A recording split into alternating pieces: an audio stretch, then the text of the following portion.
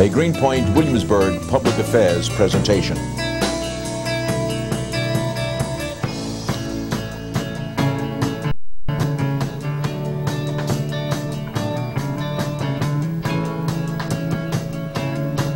This is Neighborhoods Today.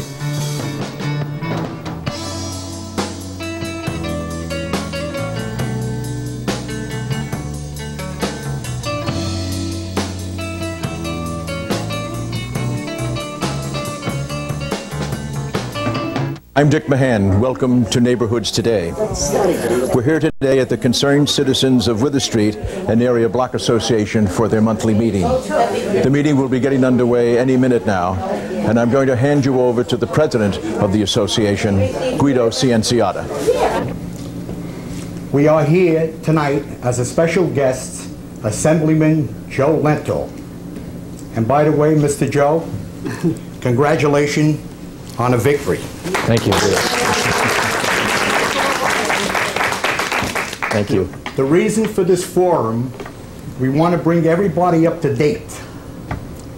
Joe LENTOL, Assemblyman Joe LENTOL, as you all know, is very influential in Albany. A lot of bills that are signed in Albany on crime, the Magus Law, and a lot of these bills. Now, I want to present Assemblyman Joe LENTOL. Thank you. Thank you very much, Guido. First of all, let me take this opportunity to thank everyone for their support in the election. I appreciate, again, the confidence that you've shown in me to give me an opportunity to serve you. And it's been a long time since I was first elected to Albany, and I feel like I never want to stop. And at other times, I feel like it was only yesterday that I began my representation of this district in the State Assembly. I'm still young, I have a lot of vigor, and we have a lot of things to do together. Many of you may, just to talk about last election, many of you may have experienced some problems. Maybe not like the problems they're experiencing in Florida regarding the counting of ballots. But nevertheless, a lot of you, I'm sure, are aware that there were broken voting machines.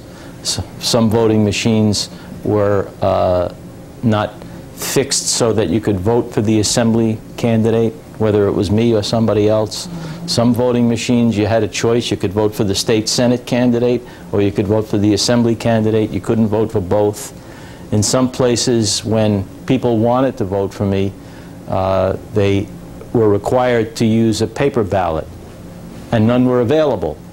And when they were available, you didn't have any privacy. You couldn't get a pencil or a pen. You didn't have a table to write on, especially with large numbers of people who wanted to fill out or were required to fill out affidavit ballots. I believe in all there were 31 polling places throughout New York City that were similarly affected by old, I should say antiquated, voting machines that need to be replaced. These are machines that were built in the 1960s, the early 1960s, and the company that makes them is no longer in business. So they can't even get parts for them. What they have to do is they have to take a voting machine that's broken down and pilfer the parts from that in order to make other machines work. So there is a press release up at the table that I gave to the local paper. It was also in the Albany paper about a full investigation that I'm calling for of the procedures and practices of the Board of Elections in New York City, how they prepare for Election Day, first of all, and second of all, an audit. I'm asking for an audit by the State Controller of the technological capabilities of the Board of Elections, because, let's face it, we're in the 21st century, and we're still operating our elections as though we're in the 19th century. And I don't understand why I can go to the bank and make an ATM transaction by punching my finger on a computer, and I can't vote that way. So the Board of Elections says that it's a matter of money, and I believe them. It is expensive. It probably will cost money. But maybe now, with the attention that has been put on election practices, especially in the state of Florida, which is worse than ours, you know, the butterfly punch key ballot is even far behind the ballot and the voting machine that's used in New York City. Maybe we can get the federal government, the Congress of the United States, to come up with some money and standardize voting practices throughout the 50 states so that you don't have different ways of voting throughout the United States of America. It ought to be uniform, and it ought to be modern. And that's one of the things that I'm asking for, and one of the things I'm going to be pushing for in this session of the legislature. If we can't get the federal government to act, the state government should act and fill the breach so that we can have better elections, more trained personnel in the Board of Elections, better voting machines, and just a better way of doing business. I want to thank Assemblyman Joe Lentol for coming to our meeting, which is well appreciated for all the good that he's done to the community. With COVID-19 contributing to more sickness and death across our nation, America's physicians have 3 simple steps you can take to stop the spread. First, wash your hands. Second, stay at least 6 feet from others. And third, mask up. At the American Medical Association, we know that following the science and evidence will protect you and your loved ones. With science, we will defeat COVID-19 together.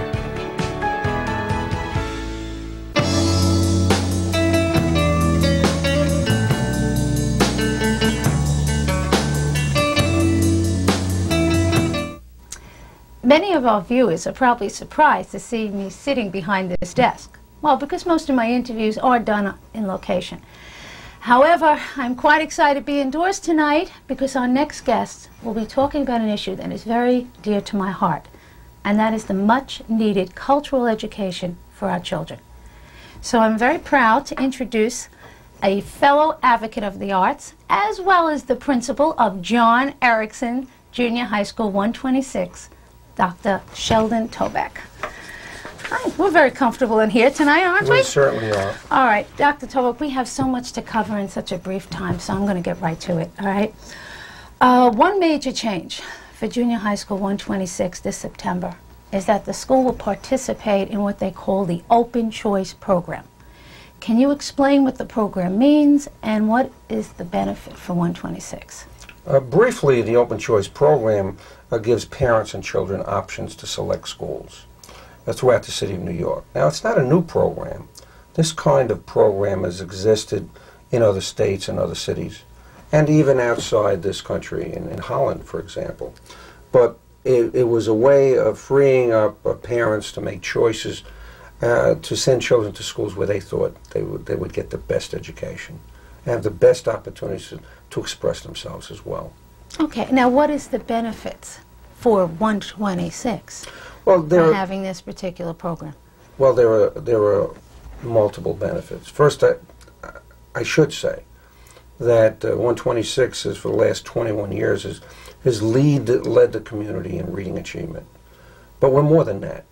We have worked very diligently to develop an art, music program as well as a media program, giving children chances to express themselves.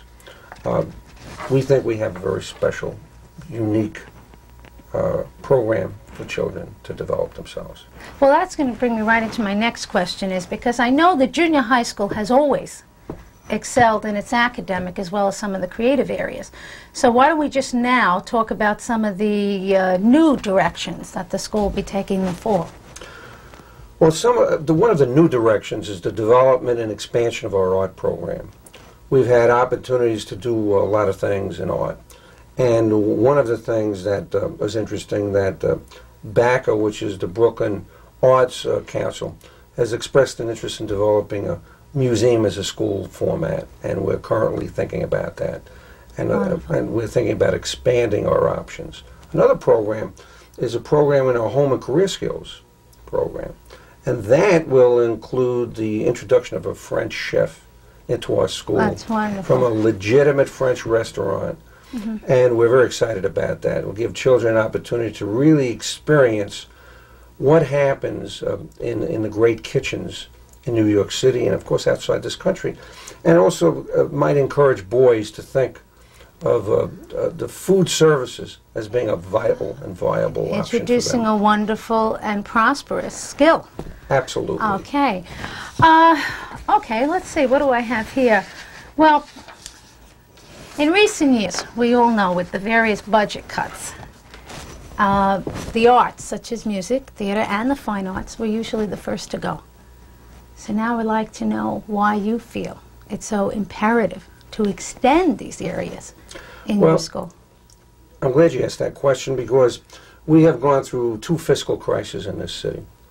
And one of the things we determined, the teachers and myself, is that the arts, and I include all of the arts, are vital for students because it helps them develop and express themselves. It's good for self-esteem. It's really what I think, what we would describe as the soul of education.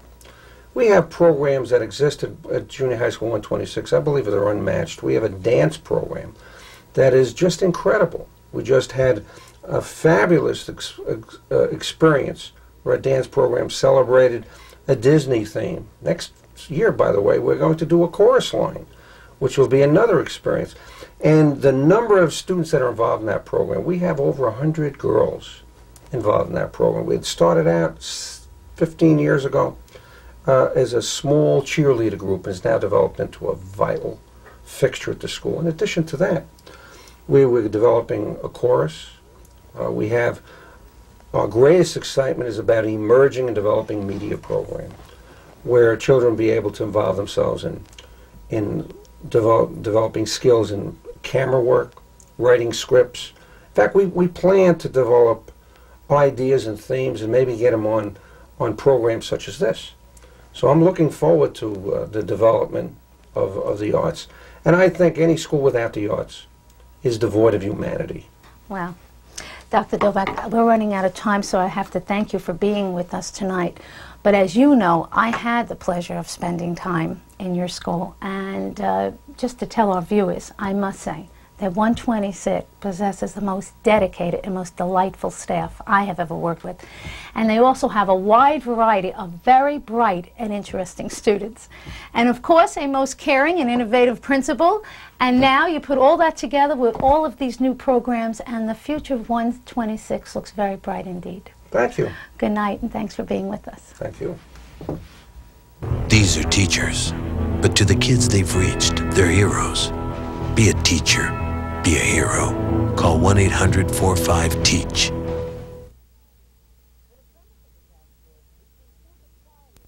Well, the premise of the task force is to improve the quality of life within the community and enlighten residents as to the resources available to them.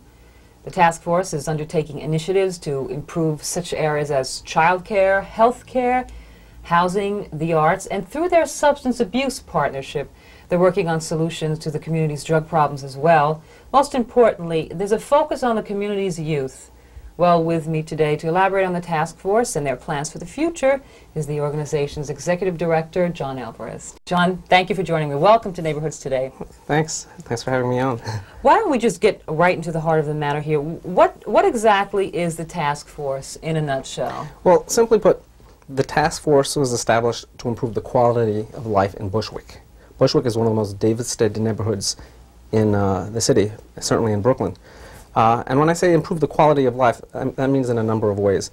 It could mean economic improvement, but it also means to bring services that are needed, such as daycare, affordable daycare for families there, bring a newspaper in, perhaps renovate a building like an old church, and bring services and the arts into the community. Basically, bring to Bushwick what the rest of the city has, which is a kind of a richness of life that is part of living in New York. Mm-hmm. What then would you say are some of your main priorities? What's your focus right now? What would you like your focus to be? Well, we've targeted, because of the way we're organized, we receive some money from the Federal Office of Substance Abuse Prevention, and we receive money from the New York Community Trust. And between the two, we've kind of formed a partnership. And we focus primarily on youth and substance abuse prevention. And a lot of the problems that contribute to substance abuse. That could be housing, daycare, issues of that nature. So actually, we can do an awful lot. But as a focus, we try to move along issues that will help address the serious substance abuse problem in Bushwick. I also know that the task force has a couple of projects in particular. I think actually one in particular that is really one of your pet projects. Do you want to talk a little bit about that one? Well, let me show you quickly just two things. I think you're talking about St. Leonard's Church? Yes, right. I am. But St. Leonard's is ambitious, and I'd like to show you that. But we do everything from simple projects that address the needs of youngsters. For example, we have a coloring book that was put together, and this was designed by youngsters for other youngsters, and it's an ingenious project. It gives the youth a chance to reflect upon the substance abuse problems in the neighborhood. The older children drew the pictures that are in here for the younger children in the community. And this is something we've given out as a Christmas, part of a Christmas package we get. Just very quickly, we had this little T-shirt that we gave out also, and it's just Merry Christmas and a Drug-Free New Year. And just the idea of the coloring book is excellent, because I mean, it seems like what better way for kids to learn about drugs and what not to do than from their peers. But you see, this is simple. It's effective, and it really goes to the root of the problem, which is youngsters. These are the children who have to inherit the community. Absolutely. Okay? So it's a kind of a delightful way of dealing with a serious problem. Now, this is part of what we do.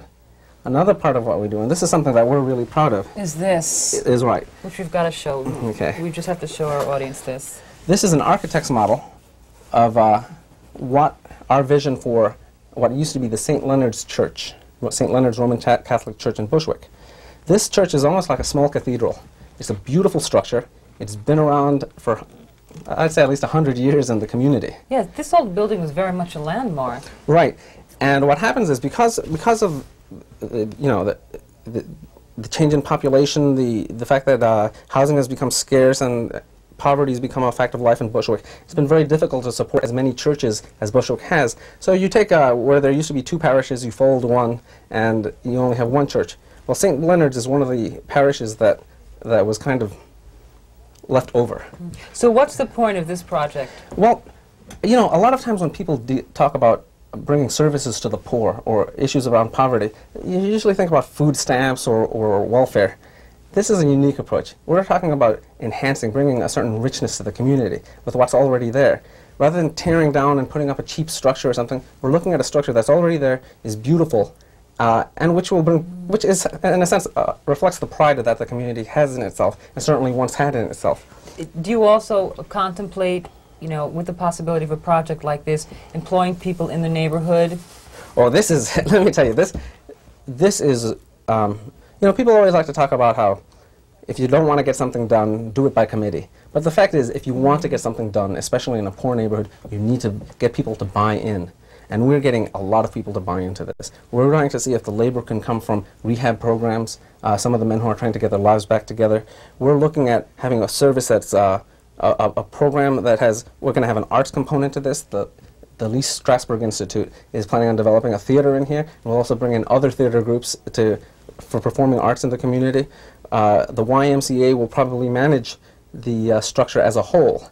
We're bringing in, we want to have a parents' resource center. We want to have a gymnasium and a swimming pool. At its ideal, it should really serve as a focal point for the community. And really just serve as a renaissance for that area. Well, our big joke, a lot of people who work in Bushwick say, well, hey, let's see if we can get a good restaurant in there too. You know? Why not? Right, but that's the idea. In other words, instead of just kind of walking around as if there's nothing to look forward to, this project really is suggesting that there's a lot to look forward to. And let's be maybe a little frivolous if we can.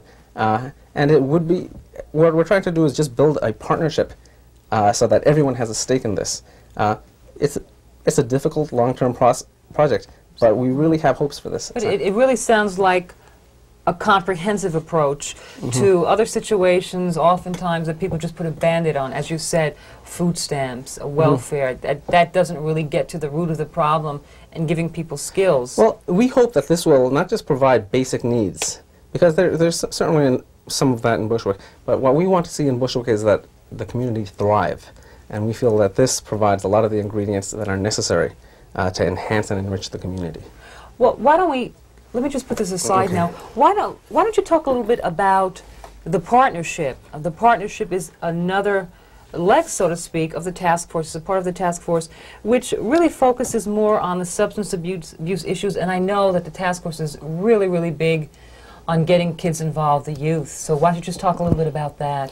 Okay, let me tell you how, to some extent, the way we're organized, and this is just, we are organized as about 6 separate little task forces, each one looking at specific areas of need. So you might have one group which is looking at healthcare needs, another looking at housing, another education and youth. We begin with a base core, which would be like our board, and we have young people on it. We have 2 board members who are under 18 right now. They're helping us build a youth committee. We have high school principals on the board. And what they do is, that's the essential core group, but once they're in these little task forces, they start pulling in people from the community, residents. So it's time for them to kind of fly as they head Right. up. This is a process of inclusiveness that we're trying to develop.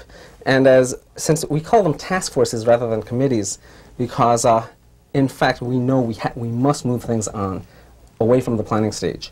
We have a staff that actually does the legwork for this. We kind of listen, we try to be diplomatic, we try to understand where people are going, give them some feedback, and move the process on. But what we're really trying to do is to pull together a community and generate ideas in a way that in a way that's manageable. Well, what do you know, in lieu of all of that, what do you feel are some of your major obstacles? Is it just taking a concept as executive director and trying to pull the concept and the people together? Is it red tape? What are your major obstacles? Now, the first obstacle I'd have to say is probably just the poverty of the community. Poverty is a very disheartening condition. Poverty contributes to cynicism. Poverty basically slows down all of the process. You have to wait in line at the social service office. You have to wait in line at the hospital emergency room. When you have a community that is really used to a slow process and being kind of ignored, that's difficult. And this is something we have to try to bring hope and a sense of accomplishment there. Can be a task. The other thing is to go in and resist the tendency, which a lot of new initiatives have, which is to provide leadership with capital letters. It's difficult. You have a lot of groups that have been working for a long time to bring change about in Bushwick. Our goal isn't so much to go in there and point out a new direction, but perhaps to serve as a kind of a neutral territory to balance different ideas and approaches. It's perhaps to have a sense of contributing, and maybe have a sense of, try to establish boundaries, but really listen across the board to what's happening, and not so much go in there and try to push an idea. So I think anybody who's worked, even whether organizing a group of people or organizing their rooms would understand the difficulties that's involved in the process. Absolutely. Do you then feel that one of the things that maybe gives you the most satisfaction is, or headache, I don't know, is pulling everyone together and making it all work and seeing some of the concepts actually come to fruition? Well, yeah, absolutely. I mean, in some ways, the most frustrating thing about this kind of work is you see that the potential is almost endless, and yet the process is very slow and frustrating.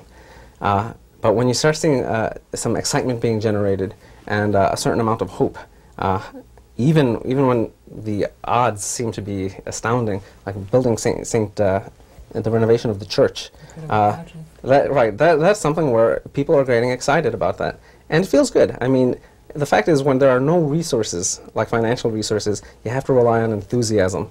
And if I feel that I'm generating that enthusiasm, I know I'm doing my job. So what about the future? Your hope for the future, in a nutshell, for the task force? Well, I'd like to see some of our big projects accomplished first. I'd like to see St. Leonard's on its way.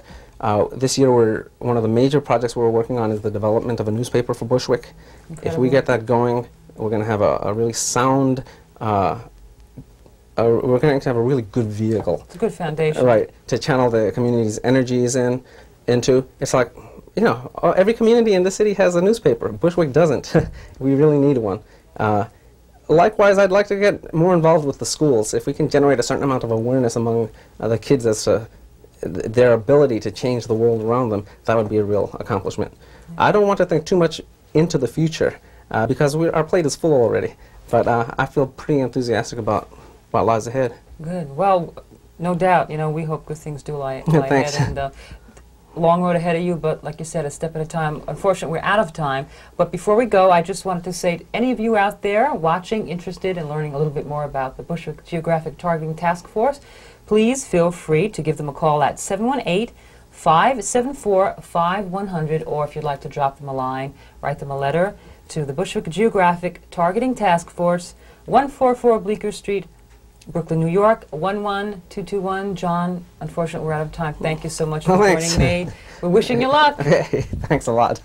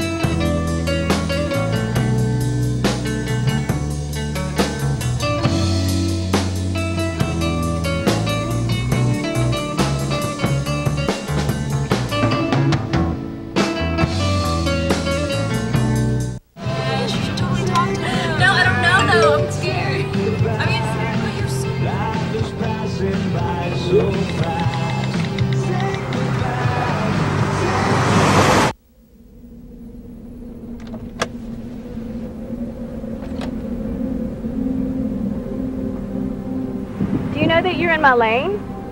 No, not at all. Are you not paying attention? Are you texting? I was just checking in with my mom. I was telling her that I thought we'd be home by 6. It's okay. There's enough time. Just pay attention. I'm not even halfway through my text. There's no way. I'm not even going to look up. My babies are in the car. You have to pay attention. It's just supposed to be a quick text.